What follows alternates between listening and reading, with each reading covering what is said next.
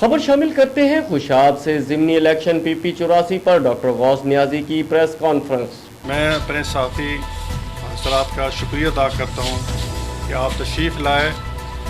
और ये जो एक हंगामी प्रेस कॉन्फ्रेंस हम कर रहे हैं, इसका मकसद ये है कि PP 84 खुशाब में जो इलेक्शन हो रहा है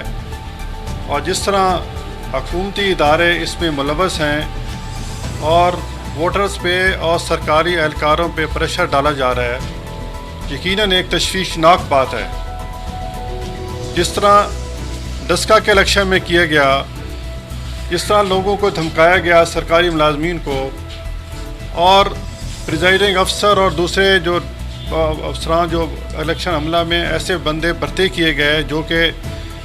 हुकूमत के मुताबिक PTI की प्रो PTI सोच रखते थे, उनको तातीरात किया गया।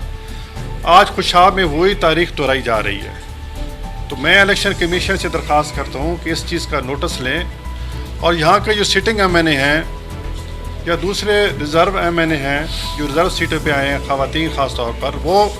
इलाकों का दौरा कर रही हैं और लोगों को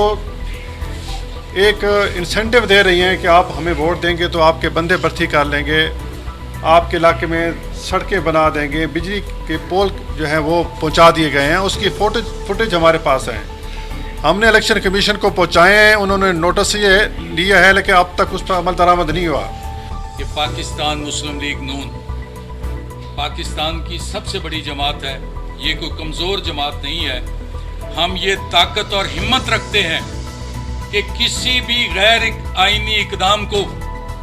किसी भी ऐसे कदम को जो कानून के खिलाफ हो, हम ताकत के जरिए रोक दें। मगर हम ये चाहते हैं कि हम कानून को अपने हाथ में न लें, इलेक्शन कमीशन आगे बढ़े, अपनी जिम्मेदारियां अदा करे और किसी किस्म की मुदाखलत इंतज़ामिया की तरफ से, सरकारी मुलाजमीन की तरफ से, MNAs और MPs की तरफ से इस हल्का में नहीं होनी चाहिए। लेवल प्लेइंग फील्ड मिलनी चाहिए सबको। मैं ये भी बता दूं कि अगर इमरान खान भी यहाँ आ जाए उल्टे कदमों चल के, तो ये हल्का PP जो 84 है, ये पाकिस्तान मुस्लिम लीग नून ही जीतेगी और यहाँ से शेर ही कामयाब होगी।